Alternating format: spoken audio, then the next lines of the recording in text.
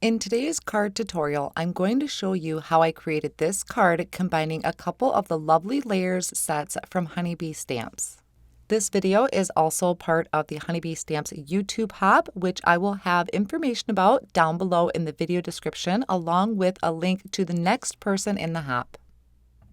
Hi everyone, I'm Mindy Eggen and welcome to my channel. I would love it if you subscribed, liked this video, and shared it with your friends. So forewarning everybody as I start this card project is that I sped up a lot of it because it's a lot of die cutting and I didn't think you'd want to have the die cutting in real time. I will talk about my card and actually a lot about my thought process because when I started this card, I knew I wanted to work with these lovely layer mushrooms from Honeybee Stamps. They are super cute. And one of the things that I will typically do when I'm playing with the lovely layer sets is die cut them from white cardstock. Now, I will be using Hammermill Cardstock to do my die cutting from white. So I always kind of start with this. This allows me to layer them up, kind of get an idea how they're going to layer, what they're going to look like, and also what layers I have. Because if I want to use colored cardstock, I want to be able to easily figure out what colors I need for bases or the tops.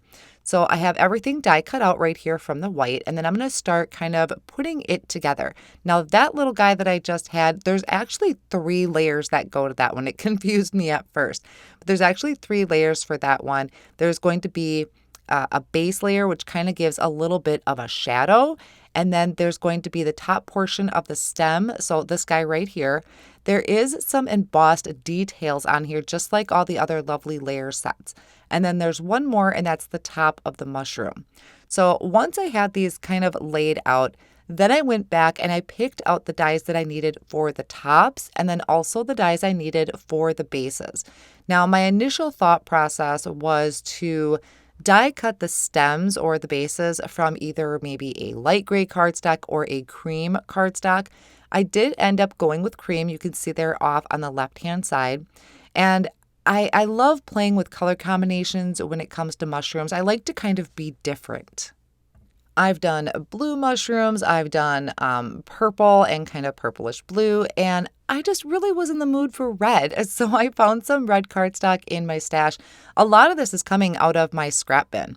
And so once I die cut those tops out of red, I played around with what did I like the red on? Did I like it on that kind of cream color, or did I like it just on the white?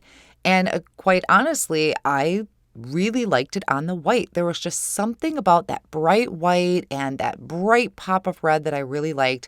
But I am kind of playing around with it here just so you can see what it does look like on kind of that cream base. I had some thinking fingers there. You could see I was tapping my surface. I do that a lot when I'm thinking about what I want to do. And here is where I just kind of said, you know what? I'm going with white. So at this point, I finally came to the decision on what I wanted to do for color, and a lot of times that's the longest thing that takes me the longest to decide. So I'm going to add a little bit of shading. This is using Nutmeg, which is a nice kind of rich brown from Concord and Ninth, just adding that to the very tops of my red pieces. Now this one actually has 2 pieces of red. There is a top layer, and then there is this little guy off on the right hand side. Then for the bases or the stem of the mushroom, I came in with Pebble, which is kind of a maybe like a warm gray brown. It's just a really nice neutral color. And I used a mini blending brush and just added that shading to each side of the base and the stem. So now I can go ahead and start layering these up. At this point, still wasn't really sure what I was going to do with them, but I needed them to be at least glued together. So I have the bases that I'm attaching and then putting my red tops on, which I really love. But honestly, I think these would look really good in like a kind of purplish blue, which is just one of my favorites to do. It's something really different, and I like to be different. But in this case, red was speaking to me. So after I had all the tops glued on just using my tweezers and liquid glue, I decided my mushroom needed some friends. I needed some filler to go with it.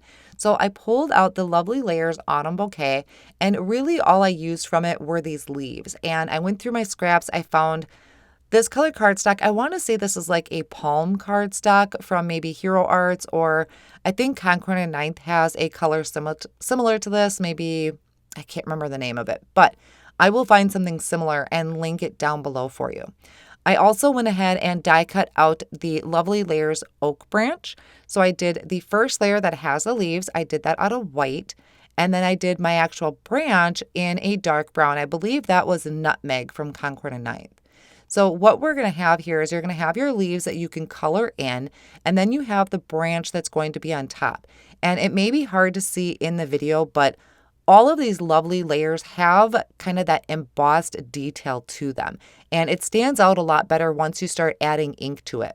So for my leaves, I am just coming in with Buttercup ink, Clementine, and then a little bit of Cranberry. So those are all inks from Concord and Ninth. Just kind of randomly scattering that color, not being real precise, just wanting to add some nice bright fall colors to my leaves. I'll then go ahead and add my branch on top. So you can see on the branch, it also has these little acorns. And I believe there is another small die in this die set that would add, I think, a topper to the acorn.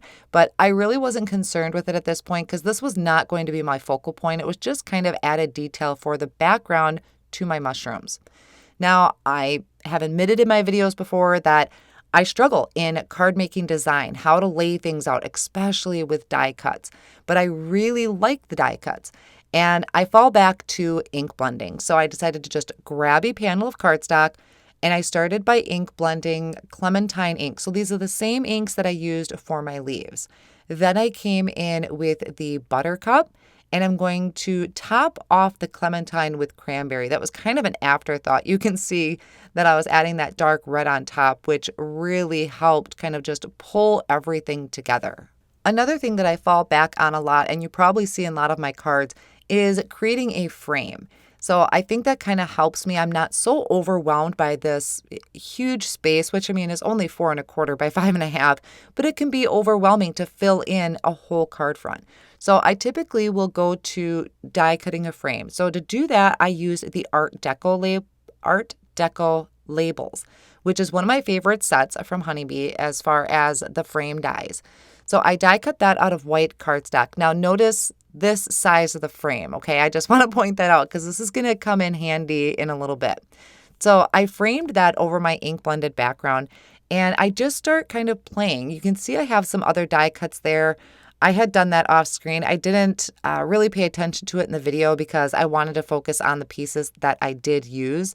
But you could see I played around with the stump. I played around with some other pieces from the Autumn Bouquet. And I was really fiddling around. So maybe in my tinkering here, this gives you some ideas for a card project. At the time, I wasn't feeling it, but I really was liking the background. So I was deciding, kind of finalizing for myself that yes, I'm going to use this background. And another favorite thing, lots of my favorites in here, is adding white splatters. For some reason, adding splatters to a background just helps pull everything together. So like I said, when I start struggling with things, I fall back to techniques or just designs that I'm comfortable with. So here I had that larger frame, but I also had die cut out a smaller frame. The smaller frame I felt was more proportional to the size of these mushrooms because they're actually kind of small. So I felt the smaller frame was better for that. So I went ahead and I added in my oak branch in the background there. I didn't want it to be super noticeable. I just wanted it kind of peeking in from that top corner. So I just went ahead and adhered that down with the liquid glue.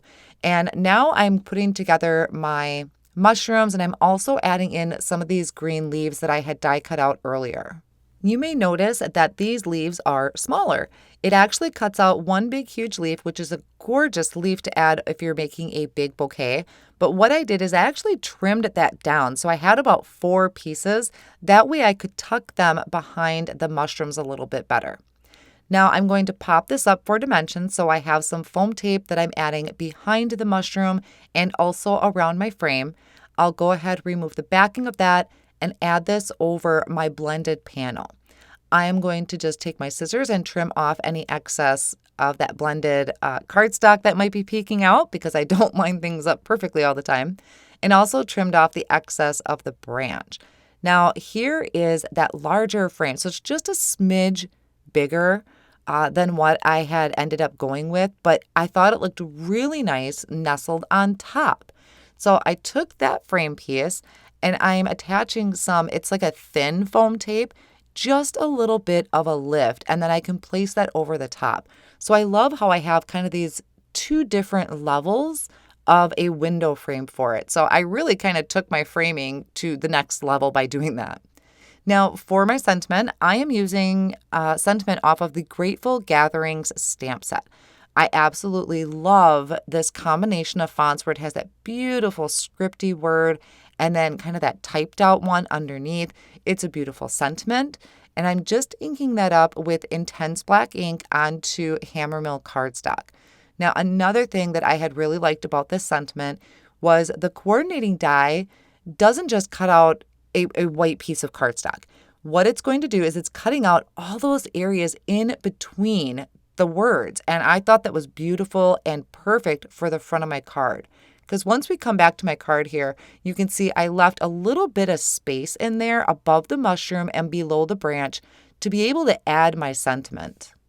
I die cut that sentiment out a couple times to layer together so it would create a little bit of dimension and stability behind it, because Hammermill cardstock is not the thickest cardstock, but it is really nice and smooth.